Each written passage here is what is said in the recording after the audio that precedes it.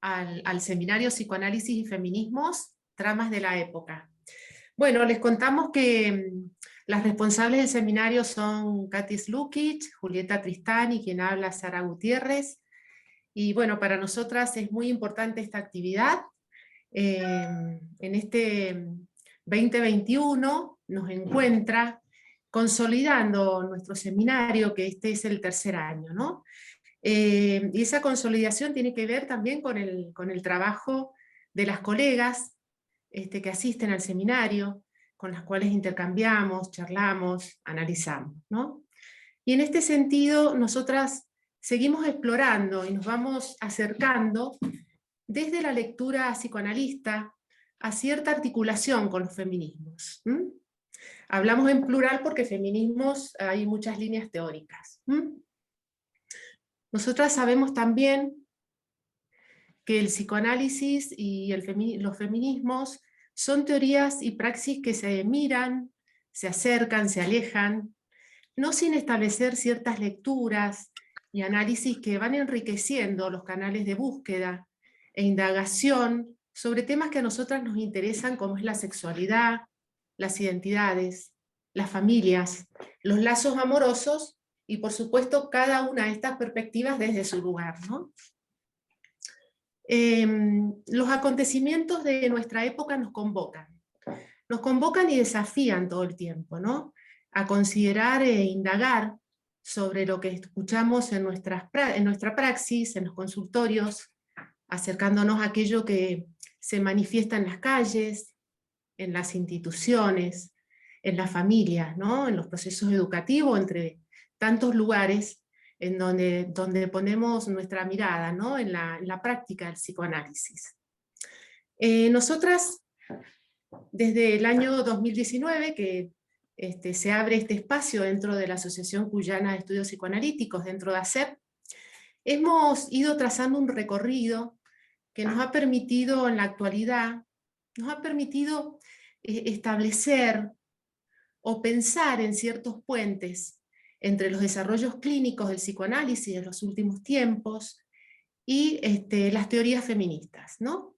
Es un recorrido que ha generado una lectura más diversa y profunda de las tramas que van poniendo en evidencia la diferencia de los sexos, las violencias en general y las violencias de las mujeres en particular, como así también la política y los cuerpos,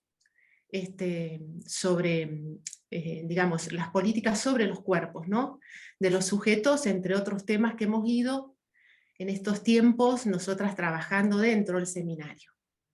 Y justamente por este recorrido que hemos hecho con muchas colegas, es que surgen preguntas, surgen interrogantes, seguimos allí tratando de ver qué caminos tomar, ¿no? Y en este sentido, y por este sentido, es que este seminario se encuentra justamente por esas luchas, por la vivificación de los cuerpos, y el estar con otras, lo que en definitiva, digamos, hace que nos encontremos, y justamente hoy también, ¿no? Tratando de ver todos los temas que nos convocan. Bueno, para finalizar, voy a invitar a mi compañera, Katy Slukic, a que pueda presentar a nuestra invitada de hoy. Muchas gracias.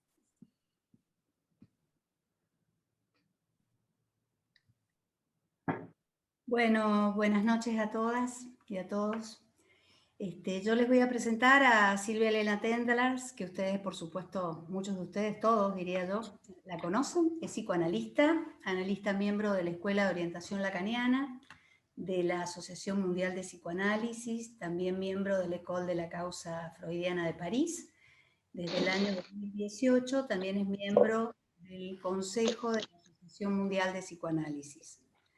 Respecto de su formación universitaria, obtuvo su doctorado en psicología en la Universidad de El Salvador de Buenos Aires en el 88 y el doctorado en el Departamento de Psicoanálisis en la Universidad de París 8 en el 92.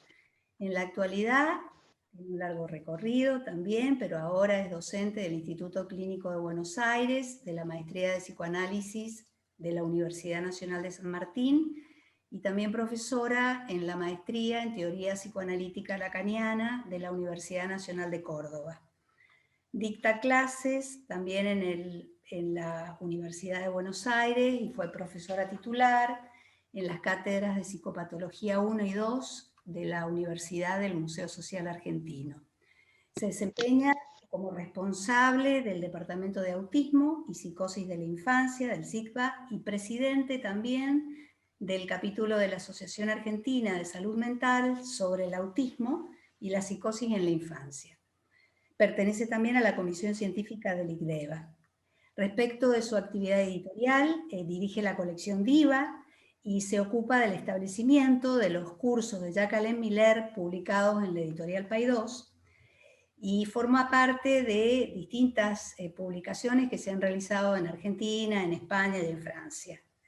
Algunos de sus libros y de su recorrido los voy a mencionar: Perversión, en 2008, Clínica del Autismo, en el 16, del autismo y de la psicosis en la infancia, de la sexualidad femenina al goce como tal, Estudios sobre el autismo 2, los clásicos del psicoanálisis sobre autismo y psicosis en la infancia, ¿Quién mata el asesino?, ¿Qué es el autismo, infancia y psicoanálisis?, Las mujeres y sus goces, Clínica de las versiones del padre, Psicosis, lo clásico y lo nuevo, Lacan y la práctica analítica, RCI el falo, Aimé con Lacan, acerca de la paranoia, de autopunición, y estudios también sobre el síntoma.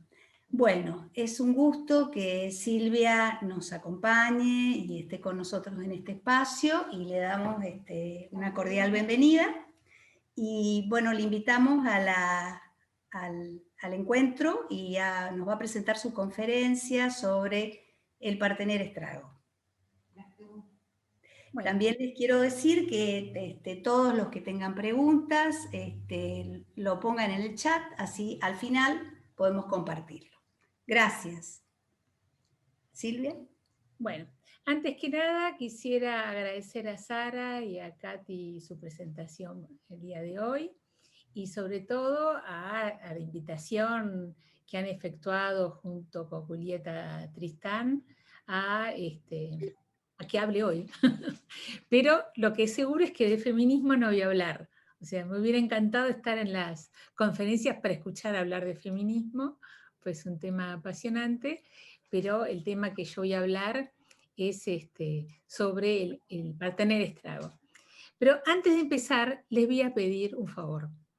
La presencia virtual no reemplaza lo presencial. A mí me encantaría estar en este momento en Mendoza para después ir a tomar un vinito con mis amigas y la pasaríamos bárbaro. Entonces estamos con el Zoom. Y el Zoom con nombres en casilleros es muy triste y solitario. Yo le voy a pedir que por favor prendan sus cámaras para que yo pueda verlos, para no estar tan sola hablando. O sea que me resulta mucho más grato esta experiencia que no reemplaza lo presencial, pero permite por lo menos vernos, ¿no? Es como si no yo hablara con la cámara apagada, sería un efecto extraño. Así que les agradezco a los que me están respondiendo a mi pedido y están prendiendo sus cámaras, se los agradezco mucho. Bien, entonces, la propuesta de hablar es sobre el partener estrago. De alguna manera, retoma la pregunta que me he hecho en distintas oportunidades y en otros lugares, que es ¿por qué se sufre de amor? Y justamente porque la idea de estrago, que es la de devastación, implica como un mal que se efectúa sobre la persona que recibe un estrago. Entonces es curioso, ¿no? Porque uno diría que el amor que se pretende para lo mejor de los amantes, es curioso que después termine resultando un estrago y que produzca un sufrimiento. Y uno se podría preguntar, bueno, ¿es un estrago siempre la pareja para un hombre o para una mujer? No. Lacan habla del lado del hombre, que la mujer es un síntoma, pero para una mujer o un hombre puede ser algo peor, incluso un estrago. O sea que hay un plus en esta idea del partener síntoma. ¿Y qué es lo que voy a tratar de explicar hoy? Esta idea de que se sufre por amor tiene una tradición que es la de pensar que las mujeres son masoquistas. O sea que las mujeres obtienen un goce especial sufriendo o incluso cuando son violentadas, ¿no?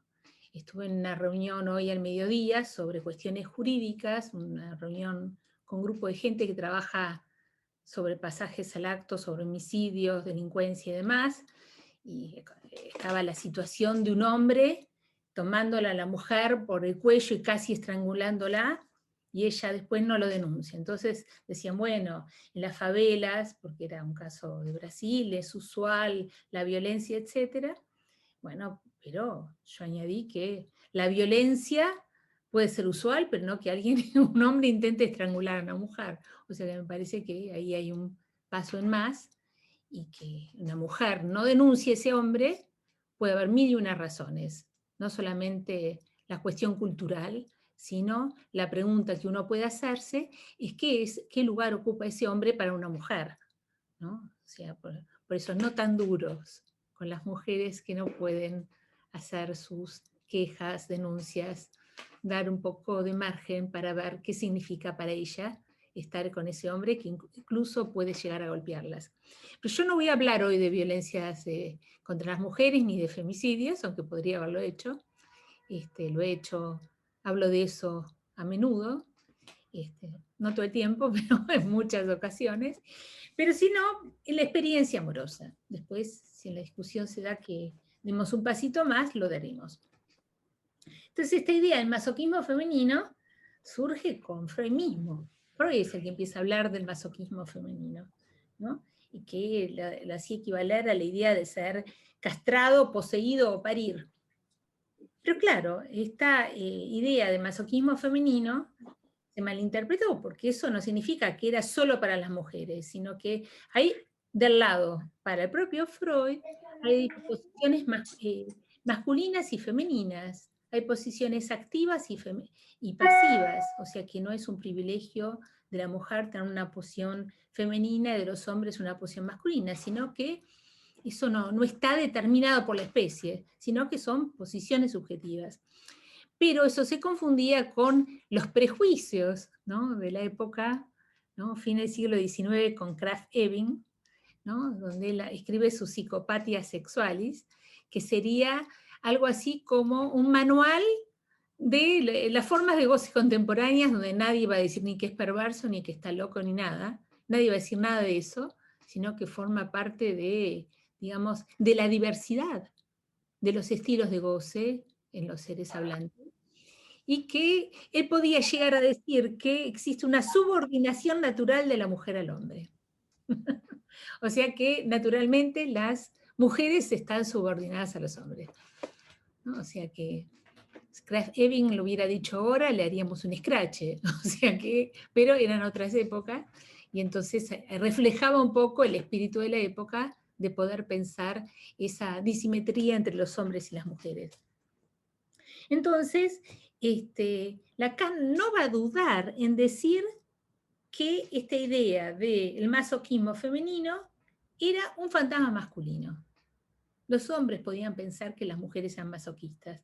Pero lo llamativo es que es un fantasma masculino, pero sostenida por las post-freudianas. Son las mujeres mismas que argumentaron eso, ¿no? Pero por distintas razones. O sea que no exactamente por las mismas. Y las post-freudianas que son contemporáneas de Freud y que de alguna manera hablan con Freud, que Freud va a dar su opinión sobre lo que ellas iban diciendo. Por ejemplo, la primera es Ellen Deutsch, en su Psicología de la Mujer, donde va a hablar de una sujeción erótica masoquista, donde hay una mezcla de narcisismo, pasividad y masoquismo en las mujeres. Es más, va a decir que el masoquismo es la más fuerte de las formas de amar. Bueno, no sé si ustedes conocen a Ellen Deutsch, era una mujer de armas tomar, que ella no tenía nada, ¿no? Y que ella podía decir perfectamente que las mujeres eran pasivas, masoquistas y narcisistas, pero se olvidaba de la posición activa que tenía.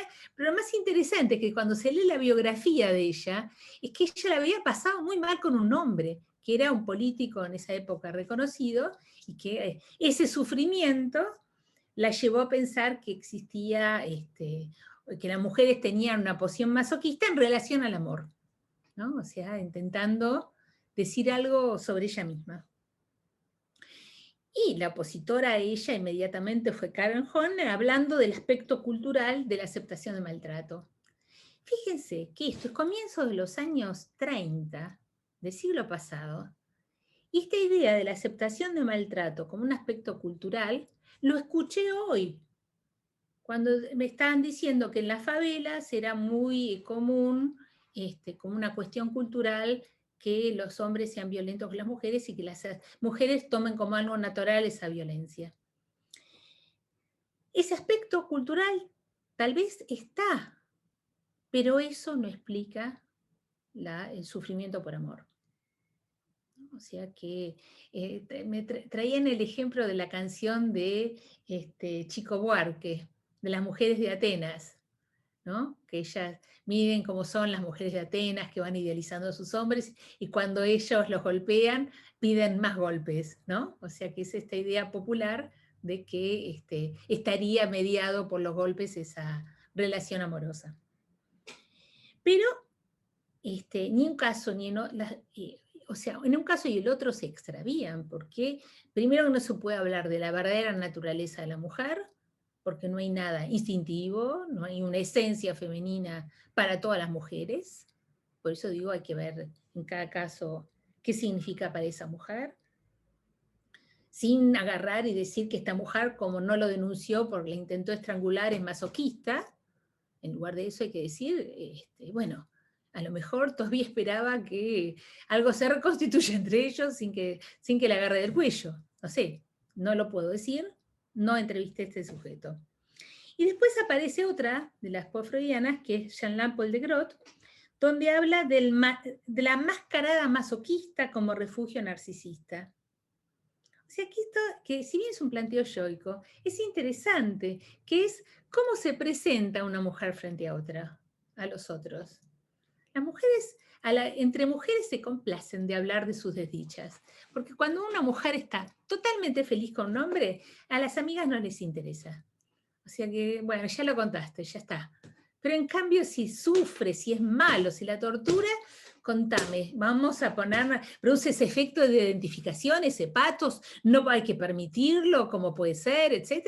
Pero si la hacen inmensamente feliz y fue una noche romántica, le dicen, qué lindo, bueno, ¿qué vistes en Netflix? O sea, realmente no genera ninguna pasión, no genera esa solidaridad entre mujeres por el sufrimiento frente al amor.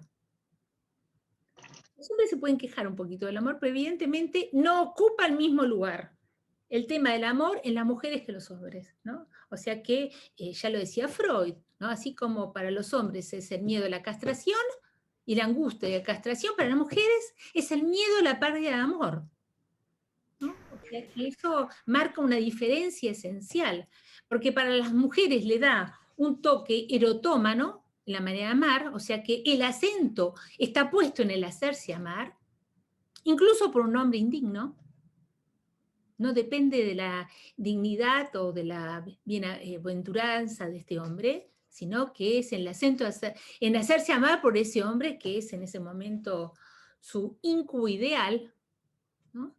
Incubo ideal es una expresión que utiliza Lacan en el Congreso para la Sexualidad Femenina, que es una palabra que viene de la época medieval, donde se hablaba de los íncubos y los súcubos. Los íncubos eran esos demonios que aparecían a la noche, y las mujeres tenían esas excitaciones sexuales y se las tomaba como brujas. Lean el martillo de las brujas, se las quemaba por brujas, ¿no? Porque habían sido poseídas por esos demonios, que es la libido finalmente, ¿no? Entonces ese incubo ideal, que Freud lo llama, que Lacan dice que es el amante castrado o el padre muerto. Y eso ya marca una cuestión, un matiz particular. Esto tiene que ver con la definición de esa época de Lacan, porque hay distintas definiciones en torno al amor, hoy no podré explorarlas, lo estoy haciendo en un curso ya desde hace algunos años, es la idea de que, por un lado, el amor es dar lo que no se tiene, pero amando la falta del otro. O sea, es un amor a la castración. O sea, lo que vuelve a alguien amable es que se muestre en falta. Entonces, si este hombre se le agarró del cuello y después va y llora al lado de ella lo ama. O sea, no importa que la haya intentado estrangular, no es el punto, sino que, pobre, estaba furioso ese día, estaba malhumorado, lo agarré en un mal día, ¿no? O sea, bueno, no pasó eso porque fue encarcelado, o sea, lo pusieron en una institución porque era un adolescente, pero a lo que voy es la idea de que se ama la castración. El amor se dirige a la falta. Y por eso hace que el amor puede volverse también un estrago, porque hay que ver cómo retorna ese efecto de ese tipo de elección.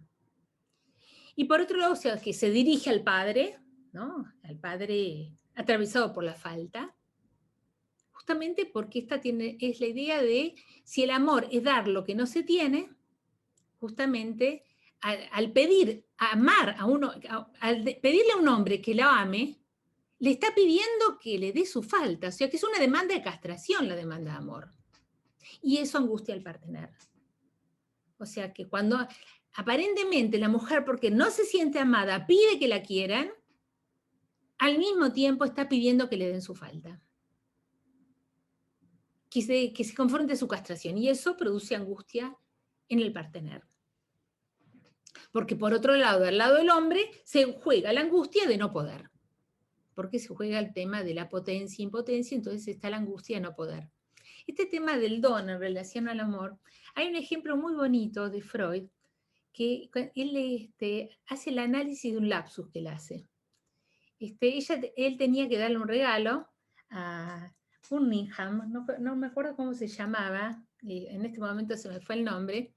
Entonces, cuando le escribe la carta, le compra una gema muy bonita y le escribe una carta y pone 2 veces para. Entonces, Freud, que se detiene en el lapsus, dice, claro, se lo cuenta a la hija y Ana le dijo, claro, lo pusiste 2 veces porque el año pasado le regalaste lo mismo. Entonces, podría haber sido la explicación, pero Freud va más lejos, da un pasito más y dice que en realidad él se quería quedar con esa gema porque le gustaba mucho. Entonces concluye que el amor, ¿qué sería el amor si no sería justamente perder algo? ¿No? De dar algo que desea y poder darle al otro, ¿no? O sea que está enlazando con este ejemplo, con este pequeño lapsus, relatado de una manera muy bonita, cómo el amor queda enlazado a la falta. Entonces, si del lado de la mujer va a haber esta vertiente erotómana, del lado de los hombres, lo que vamos a encontrar es una vertiente más bien fetichista, donde las condiciones de elección de objeto tienen que ver con una condición fetichista de elección de objeto. O sea que vemos una disimetría, ¿no? Yo recuerdo una vez Serge Coté decía, cuando un hombre goza, dice que la desea. Cuando una mujer goza, dice que lo ama. Y esa es la disimetría de la vida amorosa, donde aparece esta relación con el deseo y con el amor. De todas maneras, yo creo que en esta época tenemos que saber que cada vez que hablamos de hombres y mujeres, no podemos dejar estereotipado la idea, sino que tenemos un ser hablante puesto en posición hombre o un ser hablante en posición femenina, y qué consecuencias tiene en su vida amorosa. O sea que me parece muy importante distinguir que no estamos hablando de una biología, nada determinado por la biología, sino por posiciones sexuadas, ¿no? O sea que tampoco desarrollaré eso hoy, pero me parece muy, muy importante aclararlo, ¿no? Como para entender de que no estamos diciendo de que esto depende de cómo se nació anatómicamente y cuál va a ser su destino sexual, porque no se trata de eso, sino se trata de posiciones sexuadas, de una elección del sexo puesto en relación a una modalidad de goce. Bueno, entonces tenemos, habíamos dicho con Jean Lampold de Groot, que es como la mascarada masoquista, ¿no? A veces las mujeres muestran más que sufren de lo que realmente sufren, ¿no? O sea, que es esa forma de presentación. Después la otra, la que me pareció más interesante de esta serie, es Annie Reich, con su trabajo que es una contribución al estudio de la sumisión extrema en la mujer. Súper interesante, ¿no? Lo he publicado una vez en la colección Diva, en los fascículos, está en mi página web, si lo quieren leer, les recomiendo la lectura, porque ella señala, plantea esta sumisión extrema como una sumisión masoquista. Y señala ciertas características en estas mujeres, que son maltrato y desvalorización, sumisión y pasividad, dependencia de hombres muy narcisistas, y un goce sexual, un éxtasis en el encuentro sexual. O sea, ¿cuál es la idea? Toma dos ejemplos, ¿no? Una es Susan, que durante 6 años corteja a un hombre, hasta que finalmente él acepta. O sea, se dan cuenta que no hay nada determinado en la especie, puede ser al revés, no solamente los hombres penando por amor, pues una mujer penando por él, y penando por este hombre, que a veces aceptaba tener un encuentro sexual con ella, pero sobre todo la despreciaba, la trataba mal, y ella abandona todo por él. Deja a sus amigos, su familia, para seguirlo donde sea, para ese momento de éxtasis, de comunión suprema que sentía, que experimentaba en el goce sexual con este hombre. El otro ejemplo es de Mary, casada con un hombre que era una pinturita, era un hombre que la maltrataba, la insultaba, y le era infiel continuamente. O sea, evidentemente para ella no era su problema la otra mujer, sino que después, en el momento del encuentro con este hombre, ella era inmensamente feliz cuando lograba ser uno de dos en el encuentro sexual. Entonces, lo que está hablando Annie Reich, lo que toca es que, como estas mujeres, hay algo de su goce que se pone en juego en esta relación con...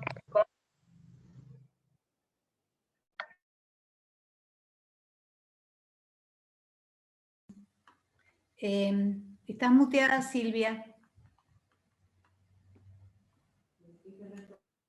Yo no me muteé. Bueno, ¿hasta dónde se escuchó? Cuando estabas explicando de la relación.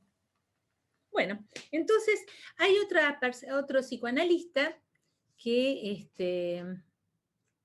del cual habla, que Lacan hace un comentario, que es Hans Sachs, que él habla de un super yo postizo, ¿no? O sea que hay para algunas mujeres, o sea, él parte de la idea, decía Freud, que el super yo en las mujeres era más débil que en los hombres, porque no había habido una salida del Edipo como en el hombre. Entonces, no había motivo para una constitución del super yo en las mujeres, con lo cual su conciencia moral era mucho más baja que en los hombres, ¿no? Todas esas cosas que son los desarrollos de esa época y que después todo... Lacan todo esto lo va a rectificar, porque incluso va a decir que el super yo coma femenino, en algún momento justamente que ese super yo que empuja a gozar, está presente tanto en los hombres como en las mujeres. Entonces, pero la idea que tiene es interesante porque él dice que para estas mujeres el hombre puede funcionar como un ideal, como un super yo postizo. Y eso sí me parece interesante, porque eso muestra bien cómo para algunas mujeres, hay muchas mujeres que dicen, mi marido tal cosa, mi marido dice tal cosa, o tiene que consultar al marido, si el marido la deja, le tiene que consultar al padre, tiene que haber siempre un hombre en la cuestión. Lo que marca es una posición femenina que tiene una relación con el falo. Pero lo particular es que eso indique, tenga el peso de dirigirse a ese hombre para que le diga cómo son las cosas.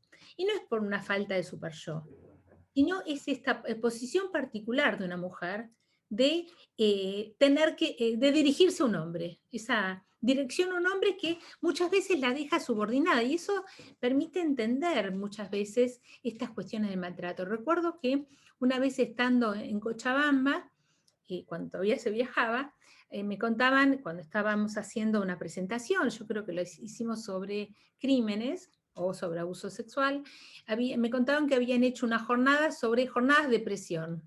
Imagínense usted que hoy se hiciera una jornada de presión o día de presión en un hospital, y todos podían consultar con eso. Pues por supuesto que hubo un montón de gente de consultas, y en eso llegó una mujer que estaba deprimida, pero que en realidad contaba de que había ido a denunciar a su marido que la había maltratado, había sido violenta con ella. Pero lo particular es que cuando se va viendo la historia, este hombre la maltrataba y le pegaba siempre. Entonces la pregunta es ¿por qué? ¿Por qué fue a denunciarla ahora? El punto es que este hombre empezó a salir con otra mujer a quien también pegaba. Entonces el hecho de no ser la única fue para ella desencadenante de ir a consultar, de ir a denunciarlo de su maltrato. O sea que fue la presencia de la otra mujer, no tanto los golpes, ¿no? Y esto tiene que ver con la necesidad de muchas mujeres de ocupar un lugar de excepción. Ser la única para. O sea, la única que ama, por ejemplo. Ser la única, y después una vez en un artículo, Éric Laurent decía que pero tiene que poder tener otras formas de presentación.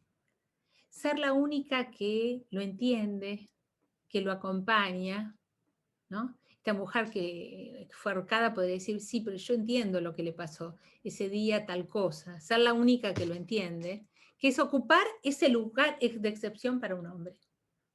Aún a un precio de la mediación de una violencia o de sufrimiento.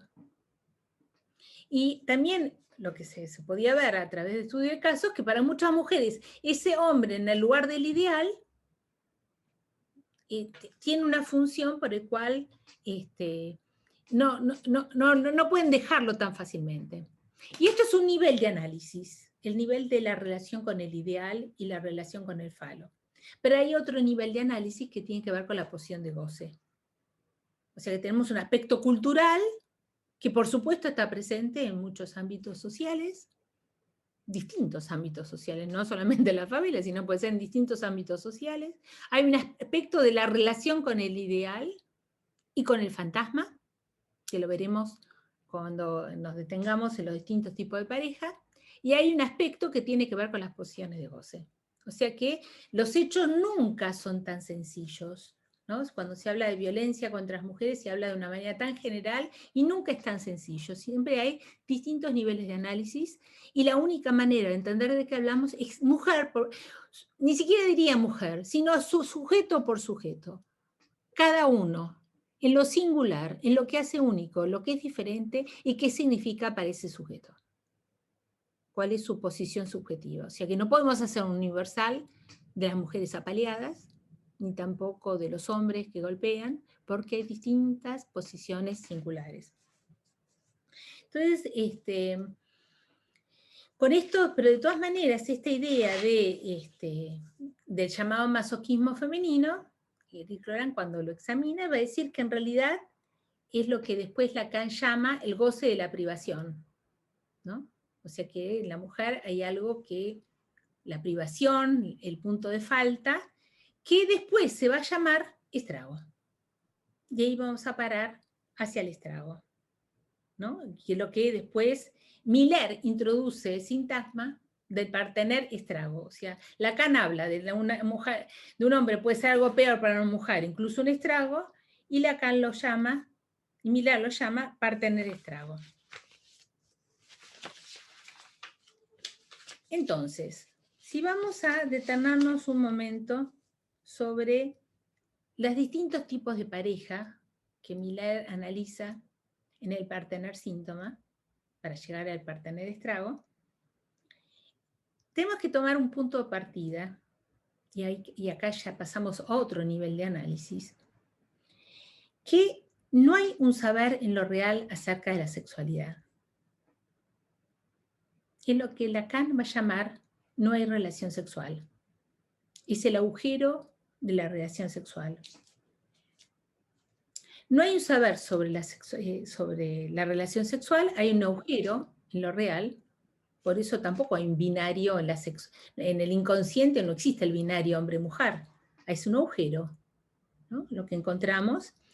Y lo que muestra la experiencia analítica, que para cada sujeto el goce sexual se presenta como un traumatismo, porque no hay nada que lo prepare para el encuentro con el goce sexual.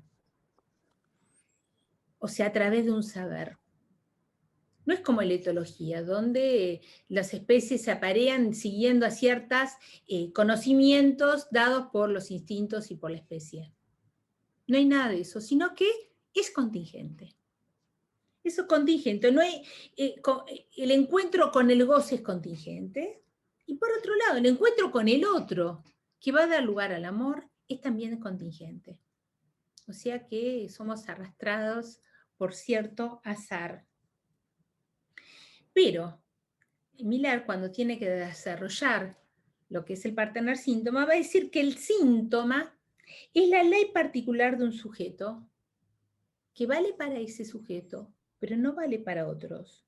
O sea que es uno por uno.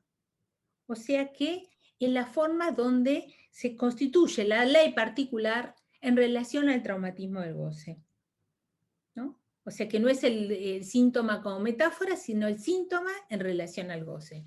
Entonces va a decir que como hay un agujero en la relación sexual, no hay relación sexual, no hay un saber en lo real sobre la relación sexual, ese goce se inscribe como un síntoma. Entonces está el traumatismo de goce, se inscribe como un síntoma, que es contingente, y que lleva al encuentro contingente con otro a través del amor. ¿No? O sea que el síntoma lo que demuestra es el tratamiento contingente del traumatismo del goce y de la falta de una inscripción de la relación sexual. Hay una frase muy bonita de Miller, ¿no? Porque dice, cada uno tiene su síntoma. Y lo milagroso es encontrar a otro que ocupe el lugar conveniente en su síntoma y que acepte volverse tal. O sea que cada uno tiene su síntoma, pero él va a hablar cómo hay una relación intersintomática. Que el milagro del amor se produce cuando estos síntomas se empalman, enganchan. O sea que esto es lo particular del amor. Entonces, él cuando tiene que hablar, estoy yendo un poco más rápido porque no me va a alcanzar el tiempo, así que voy sintetizando. Él habla de distintas teorías del amor, de las parejas. Del amor no, por eso no estoy hablando hoy. Primero habla de la pareja imaginaria, que tiene que ver con el estadio del espejo, y que corresponde una complementación a través de la presencia del otro. O sea, una necesidad de la presencia de la imagen del otro. O sea que hace falta ser dos para complementarse. O sea que se produce una identificación con el partener. Es la teoría de la media naranja. Es la teoría del banquete de Platón, del mito de la esfera, que hay una esfera que es una unidad, se corta y cada una añora su otra mitad. Es la idea popular del amor, hacer uno de dos, pero por la mediación de la imagen. Y muchas relaciones tienen ese tinte narcisista, imaginario. Y parejas que terminan pareciéndose, ¿no? O sea, recuerdo una pareja de dos mujeres y cuando se van a casar, estaban las dos vestidas iguales, se habían cortado el pelo igual, estaban exactamente iguales, ¿no? O sea que es la idea de la misma imagen, o sea que es ser exactamente igual, ¿no? También podría ser entre un hombre y una mujer, ¿no? Que los dos queden un poco mimetizados, la manera de hablar, la manera de vestirse, la manera de estar siempre pegados unos al otros, uno al otro, y no poder jamás, no poder pasar de esa presencia. Después, Miller habla de la pareja simbólica, que tiene que ver la relación del sujeto con el otro. O sea que ahí se basa más bien ya no en el estadio del espejo, sino lo que sería el esquema Landam. O sea que se trata de suplir la presencia de un significante que se encuentra en el otro. Pero es la búsqueda de un reconocimiento, como un don, que produce una satisfacción. Y es particular esta pareja simbólica, donde Miller acentúa el reconocimiento, porque Lacan, al hablar del deseo, en sus primeros desarrollos, decía que hablaba del reconocimiento, deseo de reconocimiento, y también de reconocimiento de un deseo, ¿no? Y esto en la clínica también se encuentra esto discursivamente. No me reconocen nada. Me ocupo de los chicos, me ocupo de todo, o trabajo, y no reconoce nada de lo que hago. O sea que esta búsqueda del reconocimiento que puede darse en determinadas parejas. Después pasa a hablar de la pareja del deseo. Y va a decir que en estas parejas lo que se juega es el síntoma. Lo que se juega es el fantasma, ¿no? O sea que se va a buscar el objeto de deseo. Entonces acá quiero determinar un instante para hacer una salvedad. En el seminario 20, Lacan va a decir que un sujeto, cuando se dirige al otro, con mayúscula, ahí va a buscar en el otro ese objeto pequeño A que es su objeto de deseo. No sé por qué se mueve solo mi computadora. Ignoro. Bueno, no la toco. Ahora se achicaron todas. Bueno, a ver si pongo... Bueno, no toco. ¿Qué va a buscar? En el otro, ese objeto que es el objeto pequeño A. O sea que Lacan va a llegar a decir que eso muestra la verdadera naturaleza del partener. Tiene que ver, se dan cuenta que no es un objeto sexual, sino que la verdadera naturaleza del partener es aquel donde he depositado mi objeto pequeño A, objeto de deseo. El objeto que causa mi deseo. Y en la medida de que en el objeto, en el otro, queda ubicado ese objeto pequeño A causa de deseo, como sujeto me dirijo a ese objeto y ahí tienen la escritura del fantasma. Y eso vale tanto para los hombres como las mujeres que están ubicados del lado macho de las fórmulas de la sexuación. No es que los hombres tienen fantasma y las mujeres no, sino que todo ser hablante tiene una relación con el falo, todo ser hablante, no es un binomio hombre-mujer, y en la medida que se dirige al otro y ubica en el otro ese objeto, causa de deseo, tiene que ver con una relación con su fantasma. Lo que pasa es que ahí se juegan distintas posiciones, porque Lacan puede decir que para el hombre es un fantasma fetichista, porque en el punto de que se dan las condiciones fetichistas de elección de objeto, y que para la mujer, eso en realidad lo dice Miller, es un fantasma puro amor. Porque busca, no es tanto solamente que no es que no ama, sino que ama, pero al mismo tiempo la mujer busca ubicarse en el lugar del objeto para producir el deseo en el partener. Y eso hace que una mujer puede condescender al fantasma del hombre, haciéndose inventar, para poder hacerse amar y desear. Como la cama de Procusto, ¿no? Entonces las mujeres, es impresionante la metamorfosis que pueden tener las mujeres en función de acuerdo al hombre que estén, ¿no? Pero pueden cambiar mucho de acuerdo a distintos parteneres. Entonces pueden vestirse distinto, cortarse el pelo, dejárselo largo, con todos los semblantes que viste a la sexualidad femenina, para producir justamente ese efecto del amor y el deseo en el partener. Entonces, eso también llama a lo que puede ser este partener fantasma y lo que podría llevar a la pantomima del masoquismo femenino, ¿no? Y volverse, que el hombre le encuentre en ese lugar. Y eso puede hacerse entender, malinterpretar, como una posición masoquista. No es una posición masoquista. Porque para que una mujer se ubique como objeto de deseo un hombre, implica mucha actividad. Piense la cantidad de producción que significa para una mujer. O sea, es mucha actividad, ¿no? O sea que hay algo que resuena subjetivamente con su goce, pero activamente intenta producir ese deseo en el partener. Hay que pensar que tanto el fantasma como el síntoma son vestiduras del goce. Y son una ventana a lo real. Pero justamente, en la medida que eso se enfatiza, lo que sería el sufrimiento, cuando lleguemos ahora al estrago, Miller puede llegar a decir que el estrago es la otra cara del amor. O sea que está enlazado el tema del amor. Y vamos a ver cómo juega esta idea de la demanda de amor en las mujeres, que lleva a Lacan a hablar de estrago. Entonces, finalmente está la pareja de goce, que es una pareja libidinal y que conduce, en verdad, al partener síntoma. O sea que es el que hace resonar las condiciones de goce. Hay una manera muy interesante que Éric Laurent, en su libro, El reverso de la biopolítica, no, eso no fue. En la entrevista que le hice como introducción al niño y su familia, yo le pregunté si era equivalente ser el niño y la mujer como síntoma del cuerpo de otro cuerpo, del cuerpo de un hombre, que el niño.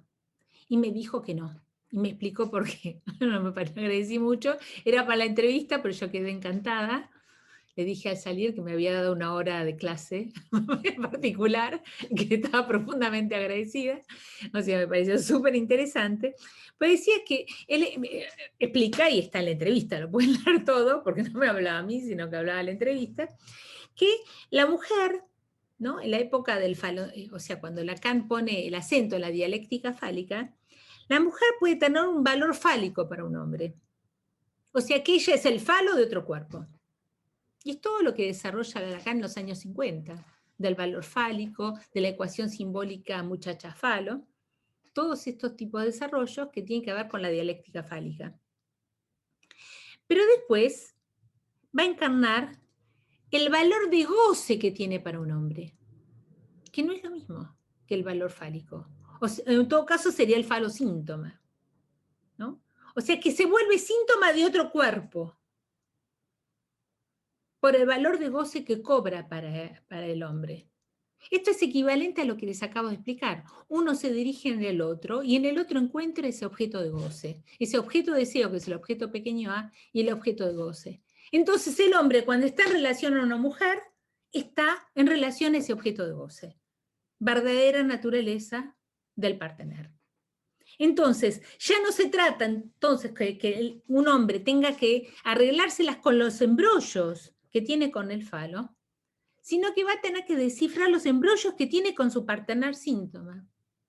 Por lo cual, una mujer siempre es un enigma para descifrar para un hombre, ¿no? Y eso da una báscula esencial en la teorización de Lacan, porque ya no es pensarlo bajo la égida fálica, sino cómo reinventa el psicoanálisis a partir del lado no de valores masculinos, sino femeninos. Y esto lo vemos, por ejemplo, cuando Lacan dice que un hombre, cuando habla de perversión, que un hombre tiene su reconocimiento como tal, la medida que hace de una mujer su objeto causa de deseo. O sea que el énfasis está no en si tiene o no el falo, sino qué lugar le da a una mujer. Y cómo se las arregla para descifrar el goce femenino. Porque finalmente, si Freud decía, cuando pregunta qué quiere una mujer, después Lacan lo plantea como qué es una mujer, cuando lo examina el caso Dora. Pero finalmente esta pregunta no es solo para las mujeres, sino es una pregunta para todo ser hablante. Porque el enigma de lo femenino, del goce femenino, es un enigma para las mujeres mismas y también para los hombres. Y que tiene que descifrarlo. Esto tiene que ver del lado femenino por la posibilidad de tener un goce por fuera del goce fálico, que como ser hablante también lo tiene. Las mujeres no están exentas, o sea, los sujetos en posición femenina, en el lado hembra de la forma de la sexuación, porque también puede estar hombres puestos ahí, no están exentos de una relación con el falo. Pero simplemente tienen acceso a otro goce que Lacan lo llama goce suplementario, y que es un enigma para descifrar, porque está fuera de lo simbólico, está fuera del cuerpo, que las mujeres sienten, pero que pueden no saber nada acerca de eso.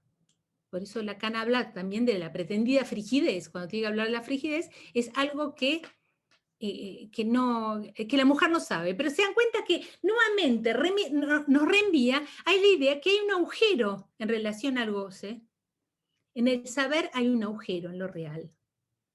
Hay algo que está, pero que al mismo tiempo no puede ser simbolizado.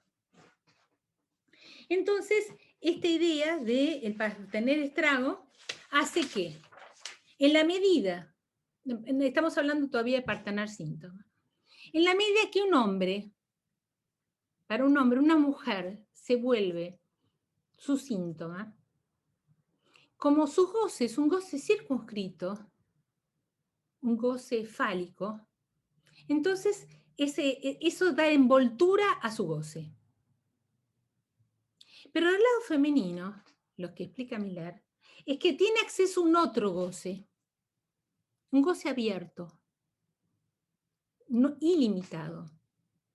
Entonces eso retorna, al no tener un límite, retorna como un estrago.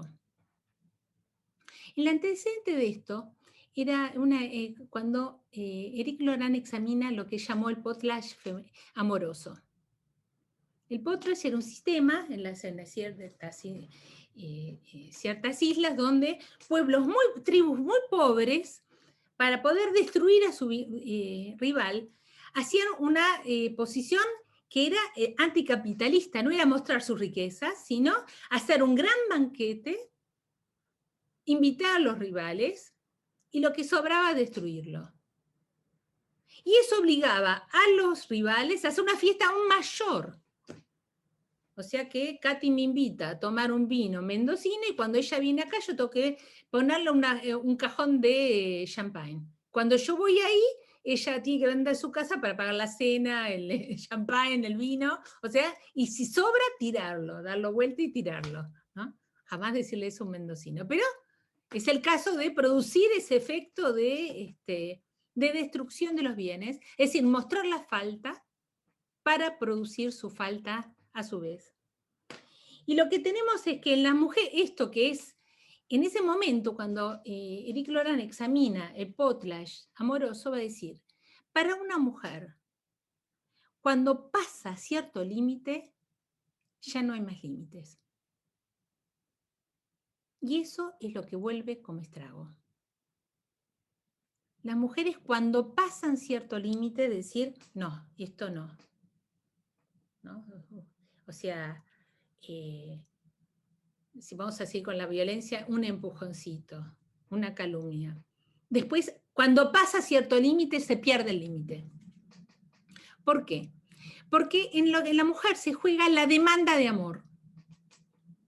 Y esta demanda de amor, en un hombre queda circunscrita.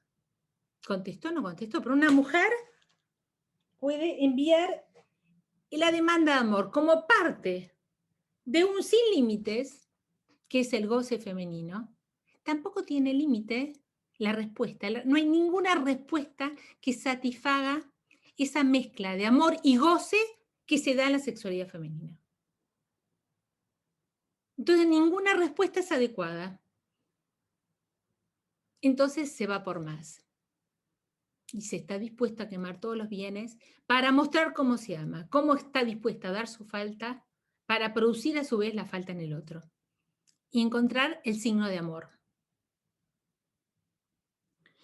Bueno, entonces, esto nos permite ver la particularidad del estrago en la medida que se juega en la posición femenina un goce mezclado con el amor. Yo quería darles 4 pequeños ejemplos, 3 de Miller y 1 de Lacan. No, son 2 de Miller, 1 de Lacan y 1 de un hombre. Son 9 y 5. Katy, ¿me decís vos qué hago? Sí, como quieras, puedes dar 2 ejemplos, 3, como te parezca, y por ahí después cerramos y damos espacio a las Sí, preguntas. porque si no, no va a haber lugar a las preguntas. El primer ejemplo que no se suele dar corresponde, me parece, como un antecedente esta idea del partener síntoma, que es el caso que trata Lacan del paciente obsesivo en la dirección de la cura. ¿No? Se los voy a leer. Dice, es un individuo que es impotente con la amante y le propone que ella le sea infiel. Entonces la mujer sueña esa noche que ella tiene un falo, siente su forma bajo su ropa, lo cual no le impide tener también una vagina, ni mucho menos desear que el falo se le meta ahí. Entonces, el dicho de esta mujer, dice Lacan, produce un efecto milagroso, el hombre recupera sus capacidades y lo demuestra brillantemente. Y se pregunta, ¿qué es lo que pasó? Y Lacan señala, ahora bien, porque lo que ella con su sueño le cuenta, que tenerlo no le impide desearlo. O sea que su deseo se mantenía, ¿no? Entonces, dice, ahora bien, si ella permanece en el lugar donde la ha instalado la neurosis, el lugar donde la ha instalado la neurosis, ahora lo llamamos partener síntoma. Y si el análisis la alcanza ahí, es por la concordancia que ha realizado desde hace mucho tiempo, sin duda, con los deseos del paciente, pero más aún con los postulados inconscientes que mantienen. Entonces me parece una joyita este ejemplo por Lacan, porque está diciendo de que hay una concordancia, por un lado, en un nivel del fantasma hay una concordancia, pero sobre todo una concordancia con los postulados inconscientes que mantienen. O sea que hay algo acá de empalme con el goce del otro que le permite volverse un síntoma. ¿Y por qué digo esto? Porque así como hay un partener síntoma, Lacan en el seminario 21 va a decir que el hombre le cree a la mujer. O sea que cree lo que la mujer le dice, porque funciona como una voz superyoica. En el seminario 20 va a decir, tú me has satisfecho, hombrecito, ¿no? Por el ancor, más, aún, tú me has satisfecho, aún, que después retorna como un estrago, porque es más, aún, que ella dirige al hombre y que desde el hombre retorna como más aún en la demanda de amor y vuelve como un estrago, por ser el reverso del amor. Entonces, esto muestra muy bien que después Lacan dice que el hombre cree en la mujer, lo que la mujer le dice, como el psicótico cree en las voces, ¿no? O sea que, y después en la clínica se ve muy bien cómo los hombres, por más que puedan tener desprecio de las mujeres o ser misóginos o adorarlas, puede haber distintas variaciones, hay un punto de credulidad en relación a las mujeres que a la voz de la mujer. Hay una escena que cuenta Stendhal, ¿no? De que ella está con un amante y en eso llega su marido. Dice, pero me estás engañando. Y ella le contesta furiosa. Y ella le dice, no. Me dice, pero te veo ahí en la cama con un hombre. Y ella le contesta, vos crees más en lo que ves que en lo que te digo. Bueno, eso justamente, ¿no? Es la creencia en la voz, creer en lo que ella dice, ¿no? Finalmente ella podría estar muy ofendida porque no le cree, ¿no? O sea, más allá de los hechos, no es de la empiria, ¿no? Y eso es la relación del hombre con una mujer. Están los ejemplos de cómo el lugar que ocupan las mujeres estragadas, pero ¿saben qué? Si tengo que elegir dos ejemplos, voy a tomar ejemplo de un hombre. Un hombre que hace sufrir a una mujer. Porque me pareció, eso lo presenté en mi curso el año pasado, pero me parece muy interesante, que es un testimonio de AE. Bueno, por ahí tomo todo, pero bueno, es un testimonio de AE de a ver si. ¿Dónde está? Se llama Pascal, ahí está, Alain Pascaline, es una ha hecho su pase, su testimonio y cuenta algo de su vida personal,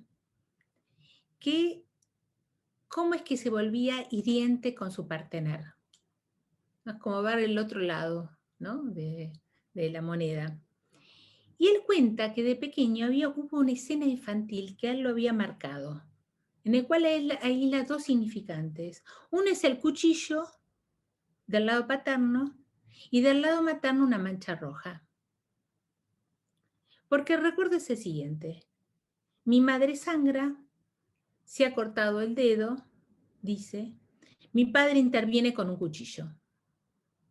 Pero el pequeño niño no logra interpretar la escena, mira la escena de la distancia, veo rojo, y se pregunta, ¿la cura o la hace sangrar? Vemos una escena traumática para el niño, que es lo que ve, que lo marca en su relación con las mujeres, por ese malentendido de cómo interpretar una escena que no puede terminar de entender. Entonces, en su neurosis obsesiva, esta escena traumática se le presenta como una duda. ¿La cura o la hace sangrar? Y se produce una marca fantasmática en su posición frente a las mujeres. Entonces, él dice que para él se trataba el matrimonio del cuchillo y las heridas, ¿no? O sea, frente al agujero de la relación sexual, él inscribe la relación entre el cuchillo y la herida. Y produce un emparejamiento, arma una pareja síntoma, ¿no? Que o sea, por un lado están esos dos significantes que hacen una marca en su historia, ¿no? Donde nuevamente se va a preguntar, ¿un hombre cuida a una mujer o la hace sangrar? Y elige una mujer con quien se pelea todo el tiempo. Y es hiriente con las cosas que le dice. Pero una mujer guerrera, fuerte, o sea que soporta los embates. Es verdaderamente una pareja sintomática donde él la injuria, la maltrata y ella responde. Entonces, dice, después del fantasma, aprendí a hablarle de otra manera. Es interesante, ¿no? Ya no es la violencia de los hombres contra las mujeres, sino esta posición particular, subjetiva para este hombre, para este ser hablante, para ni siquiera hablar hombre, para este ser hablante, esta posición subjetiva que le permite entender cómo se arma estas condiciones de goce para armar su pareja y que después hace que él pueda, después del análisis, cambiar de posición. Y le habla de otra manera. Dice, con el atravesamiento de la posición fantasmática, vacía esta necesidad del disputio amor, o sea, de estar peleándose todo el tiempo, ¿no? Que hoy es un neologismo que el arma entre disputarse, pelearse y amar. Algo para él se desinfla y dice, cuido la lengua con la que le hablo, no estoy para ahí para cuidarla y mucho menos para hacerla sangrar. Entonces me parece una posición sumamente interesante porque es el punto donde él puede confrontarse con el enigma de lo femenino y volver a una mujer su causa de deseo. Entonces es en el punto donde puede realmente situarla como causa de su deseo. Pero uno puede decir, ¿cambió de partener? No. Permanece con la misma partener a pesar de haber cambiado las condiciones, los acuerdos subjetivos, justamente porque logra dar un lugar a lo femenino. Podría haberse deshecho también la relación, no sabemos la posición de la mujer, pero aparentemente él le dice que era una mujer brava que aguantaba el tipo, ¿no? Que lo aguantaba él y que atraviesa esto hasta que él logra tener otra posición subjetiva. Bueno, son las 9:15, me detengo acá para que puedan, tenía otros 2 ejemplos que da Millar, que son interesantes de mujeres, pero así podemos pasar a las preguntas. Bueno, Silvia, muchas gracias por tu conferencia. Bueno, está la posibilidad, como dijo Katy, de que puedan escribir sus preguntas en el chat o quien quiera desmutearse y hacer algún comentario. Bueno, mientras esto sucede, bueno, Silvia, Nuevamente gracias por la conferencia. Primero, retomar esto que vos comenzaste diciendo de que me pareció muy interesante, ¿no? La posibilidad de no generar un universal alrededor del tema de las violencias. Esto me parece una indicación muy importante. Y poder escuchar la variedad de puntuaciones clínicas que has hecho en relación al partener síntoma y a las parejas, ¿no? Y cómo esto se va dando en cada sujeto en singular. Y sobre todo también me queda la importancia de la posibilidad de que nosotros como practicantes del psicoanálisis podamos estar en los lugares donde acuden mujeres con estas formas de sufrimiento para poner ahí ese punto de un poco de basta que pusiste en relación a tener paciencia y a dar lugar a que las mujeres puedan atravesar por estos puntos de su experiencia amorosa.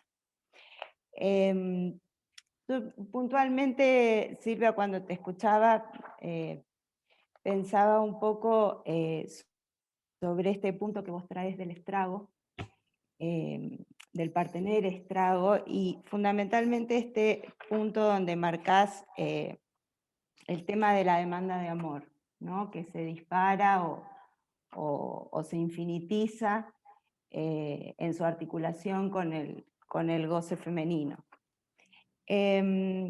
Y de alguna manera mi pregunta iba en relación a, en este punto, cuando esto puede o se instala o puede instalarse, ¿no? En la transferencia o se articula en la transferencia, ¿no? Si puede traer ciertas condiciones que provoquen bueno, a lo mejor una dificultad en algún momento de la experiencia analítica, ¿no? Este tema de la demanda de amor que se puede llegar a articular en la transferencia una vez iniciada la experiencia analítica. No sé si vos pensabas que ahí puede haber alguna dificultad en este punto, que puede aparecer un momento de cierto detenimiento o bueno, alguna dificultad, se me ocurría esa palabra. No entiendo tu pregunta. Vos me estás hablando ahora, estamos hablando de las parejas, pasamos a la pareja analítica. Claro, en la demanda de amor lo pensaba en este punto, si esto se puede instalar en la transferencia, ¿no? Esta demanda de amor que puede llegar a infinitizarse, ¿no? A alargarse al infinito, y si esto se puede constituir a lo mejor en una dificultad en la transferencia. Bueno, o sea, si hablamos de la experiencia analítica, hablamos de amor de transferencia. La demanda de amor es un amor de transferencia, y que en el seminario 11 Lacan lo plantea como el cierre del inconsciente, pero en el comienzo de la experiencia analítica es el amor. O sea que si bien Lacan en un momento puede hablar de amor de transferencia o de cierre del inconsciente, va a hablar directamente de transferencia, ¿no? De la transferencia que se establece en la medida de que se produce una suposición de saber ubicado en el lugar del analista. Pero toda esta experiencia es otra. A mí me parece que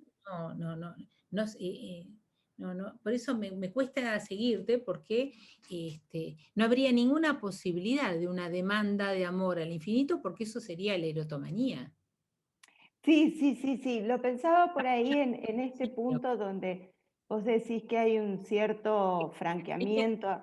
Sí, pero eso es con la experiencia, con la pareja, no con el analista. Porque el analista, justamente, eso no puede infinitizarse porque está la interpretación, el corte, la dirección de la cura. O sea que esto no es, salvo que sea una psicosis y sea una erotomanía, que se vuelve un verdadero perseguidor. Pero en el terreno de las neurosis, la forma de amar de una mujer difícilmente puede reproducirse de la misma manera dentro de un análisis. Sí, no era que se fuera a reproducir, sino que en este punto hubiera a lo mejor una dificultad que se pudiera poner en juego en ciertos momentos del análisis, ¿no? En relación a esta posición de goce de la mujer, ¿no? De una Mira, mujer. yo no te puedo contestar en forma general. Tal vez vos estés hablando de un caso y quieras hablar de una situación específica. O sea, si no, habitualmente cuando hablamos de esta demanda de amor con goce infinito es en relación a un partener, no con Compartener. relación al analista. Pero tal vez hay una experiencia clínica por el cual te hace evocar esta cuestión, que sería tal vez para otra ocasión, para verlo en su singularidad de qué se trata. Evidentemente, tal vez hay algo que te está haciendo resonar de la clínica y que vas en eso, pero en principio lo único que se me ocurre contestarte, si se trata de algo general, que esta insistencia en la demanda de amor cierra la posibilidad de un análisis. No porque uno puede querer mucho al analista, pero querer que lo quiera todo el tiempo es un verdadero perseguidor. O sea, esta vertiente un poco erotómana en las mujeres que las vuelve un poco perseguidoras, llamando, insistiendo, etc. Pero difícilmente eso pueda reproducir con un analista sin que o esté medicado o internado o que se termine el análisis. O sea que eso no funciona igual en el dispositivo analítico, ¿no? Me parece que Sí. No, está bien. No es para que esto se instale como la forma de la transferencia, sino que en algún punto, ¿no? Era esta posición erotómana de la mujer, por supuesto no reproducirse exactamente de la forma con el partener, pero de alguna manera en esta insistencia, ¿no? en mostrar ese punto de sufrimiento, que la lleva en algún punto a insistir en esta búsqueda de un otro, que la escuche en ese sufrimiento, por ahí hasta en algún punto rechazando a lo mejor algunas interpretaciones también, ¿no? En ese punto. Bueno, te agradezco. Tal vez podemos tomar otras preguntas. Sí. Bien. María Florencia Vargas dice, Silvia decía que una mujer siempre es un enigma para un hombre. ¿También podemos decir lo contrario? ¿Un hombre también es un enigma para una mujer? Bueno, cuando estamos diciendo, acá se plantea distinto, porque lo enigmático es lo femenino, es el héteros, ¿no? O sea que cuando Lacan, cuando se habla en estos términos, es porque en el seminario 20 pone el lado macho de las fórmulas de la sexuación, donde está el falo y está el uno. Y el otro radical es lo femenino. Pero ese otro radical es tanto para los hombres como para las mujeres. Por eso es un enigma para descifrar. Puedes entender poco un hombre, pero no es un enigma para descifrar, sino que tiene, porque sus condiciones fantasmáticas de goce están circunscritas. En cambio, en la mujer hay algo que se expande. Una mujer en posición femenina, por una mujer en posición masculina no tendría nada enigmático, pero es porque es un enigma, lo femenino es un enigma para la mujer misma, ¿no? Es un enigma del héteros, de lo diferente, del otro frente al uno. Por eso las posiciones no son equivalentes.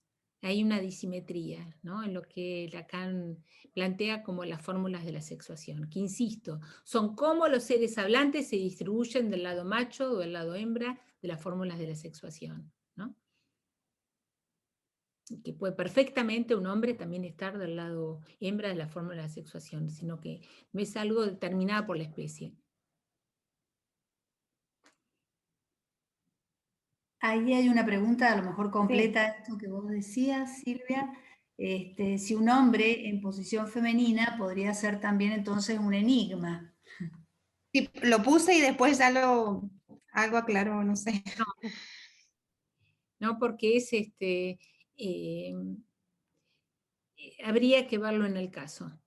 Habría que verlo en el caso porque me es difícil plantearlo en términos del hombre o de la mujer, ¿no? Porque estamos hablando de seres hablantes, habría que ver de qué se trata. Me parece que siempre es el héteros, ¿no? Lo femenino, que resulta enigmático y que para el hombre tiene que vérselas con ese embrollo. Entonces, decir que el hombre tiene que vérselas con ese embrollo es también ver cómo un hombre arma de una mujer su objeto de de deseo. Pero Lacan no habla de una simetría, no dice la mujer como da un hombre como su objeto de deseo. Va a decir que la mujer ubica a los hijos en la posición de su objeto A. ¿No? Y ese hombre va a ser respetado si hace esa mujer que tiene sus hijos como objeto A, puede hacerla su objeto causa deseo. Entonces te das cuenta que hay una cuestión disimétrica. En cambio de los hombres se dice, les cree. Las mujeres son como una voz super yoica, pero de las mujeres puede decir que ocupa el lugar del ideal, pero jamás dijo que los hombres creen en lo que dicen las mujeres y las mujeres le creen a los hombres. No, porque eso haría existir la relación sexual. Y no hay relación sexual. No hay inscripción de la relación sexual. Hay un agujero, ¿no? Entonces, los seres hablantes tratan de suplir a través del amor el agujero de la relación sexual, que funciona como suplencia, con la idea de que ese encuentro contingente se vuelve necesario, es el destino. Lacan termina el seminario diciendo fatal destino, o sea que estamos destinados uno para el otro, o sea que no es por azar, sino por necesidad. Si tomamos la lógica modal, era necesario el destino, y esta idea de que no cesará jamás, ¿no? Esta ilusión que da el amor, que será para siempre y que no cesará jamás. ¿No? Pero no deja de ser una ilusión, porque esta idea de la ilusión del amor que no cesará jamás es una moda de suplir la ausencia de relación sexual. Pero después hay fórmulas más bonitas en torno al amor, cuando Lacan puede decir que se ama el inconsciente del otro. Las formas donde a través de los signos siempre puntuados enigmáticamente, para retomar esta idea del enigma, Florencia, que vos hablabas, de los signos puntuados enigmáticamente del inconsciente del otro. Ya no es solamente la imagen, sino hay un punto donde se ama ese saber. Y lo particular es cómo se sabe y cómo se produce ese encuentro. Bueno, de eso va a tratar mi libro, el libro que estoy escribiendo sobre el amor. Silvia, hay otras preguntas acá, una de Patricia Castro, ¿el hombre le cree a la mujer que no hay un límite? No, jamás, pero la mujer no puede decir eso. No es algo que no pasa por la conciencia, ¿no? O sea, la mujer puede decir, te quisieron estafar, no me dijiste, no hiciste esto, tendrías que ganar más. O sea, le cree, pero la falta de límite de una mujer, y que contestame esto y decímele esto y contestame esa insistencia donde aparece que ninguna respuesta alcanza, porque en definitiva la pregunta misma es una demanda de amor, es una demanda de reconocimiento. O sea que es en esa insistencia, pero eso no es ese sin límite que puede funcionar en una mujer, no todas, ni en todas, en algunas. Esa insistencia, esa falta de límite, no es algo que va a transmitir ella diciéndolo, sino que es ese empuje super yoico, tú me has satisfecho, hombrecito, y más aún.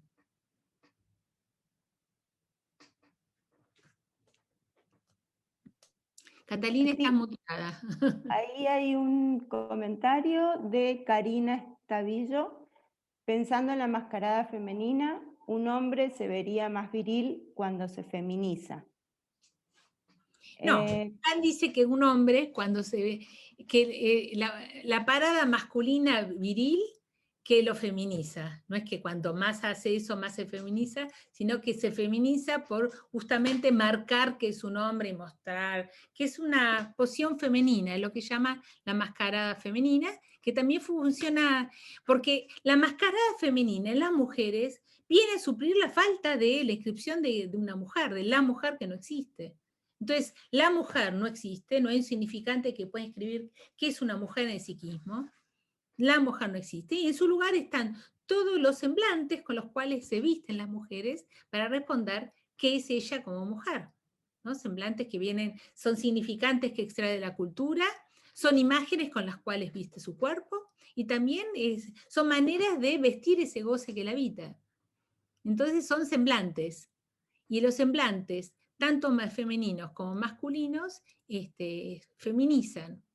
Pero hay que saber que no es lo mismo la posición de un hombre para una mujer que una mujer para un hombre. ¿No? Lacan puede llegar a decir en el seminario 18 que la hora de la verdad de un hombre es una mujer.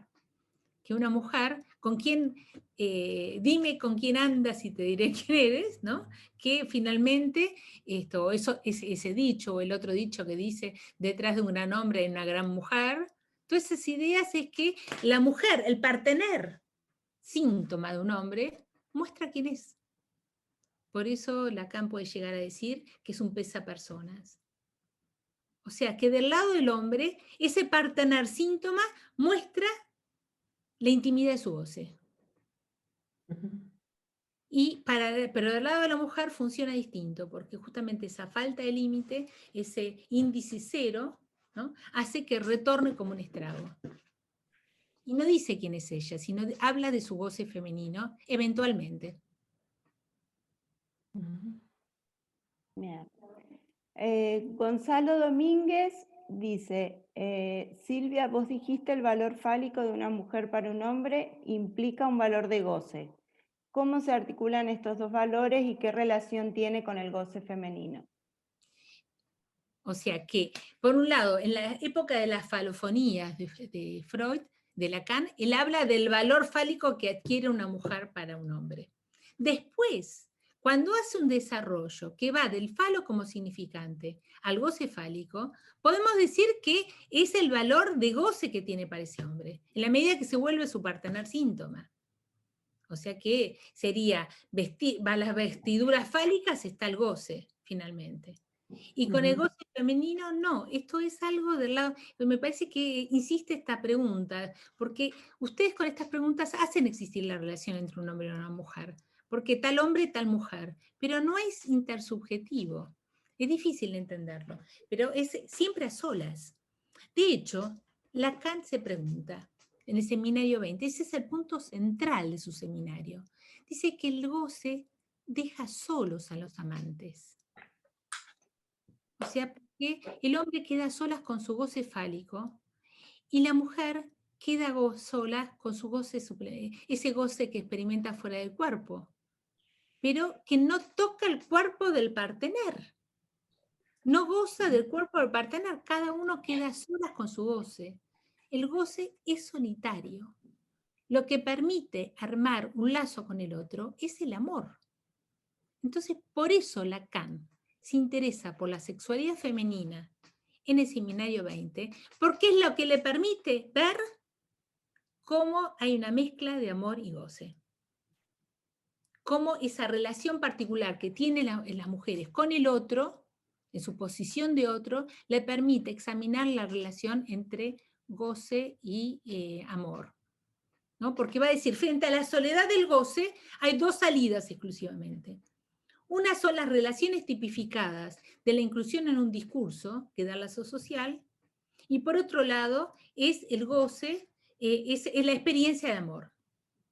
Entonces, mirar en el uno solo va a decir que Lacan comienza interesándose para responder esta cuestión con el goce femenino y después lo va a extender a partir del 1923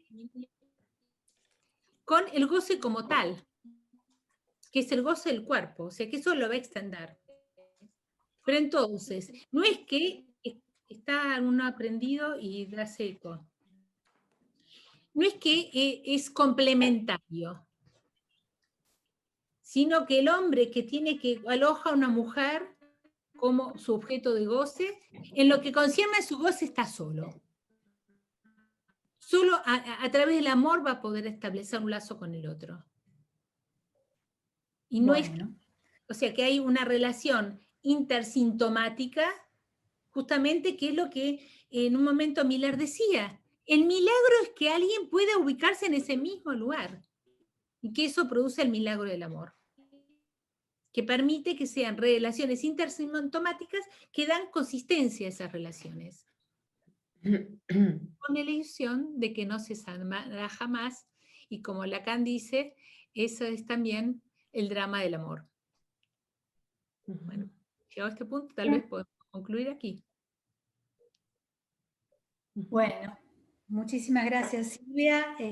Yo creo que seguramente van a haber muchas más preguntas. En el espacio del seminario podremos seguirlas trabajando. Me imagino que quienes quieran hacernos llegar algunas preguntas, por ahí se las podemos acercar a Silvia en algún momento también. Así que, bueno, estamos muy gustosas de haberte escuchado y haber compartido el espacio. Y bueno, muy enriquecedor todos estos conceptos para seguirlos trabajando. Así que Yo te agradezco. agradezco mucho la invitación, me ha encantado estar hoy con ustedes, a pesar que falta el vino mendocino, pero nuevamente un gusto para trabajar con todos ustedes. Bueno, un gusto, te vamos a esperar acá, siempre sabes, con los brazos y los vinos abiertos. Así es. Bueno, Muchas gracias, Silvia. Gracias, Silvia, muchas gracias, excelente. Excelente. Gracias, Vamos a- buenas noches. muy lindo. Podemos aplaudir. Aplaudir, abrir cámara. Casi excelente, ¿eh? Muchas gracias. Lindo. Chao. Bueno, nos estamos viendo, nos estamos encontrando. Chao, Gustavo. Gracias. Un gusto, muchas gracias. Chao, Chao. Silvia, buenas Excelente. noches. Chao, Buenas noches chicas, a hasta todos, la muchas próxima. gracias. Chao, chicas. Chao. Ujú.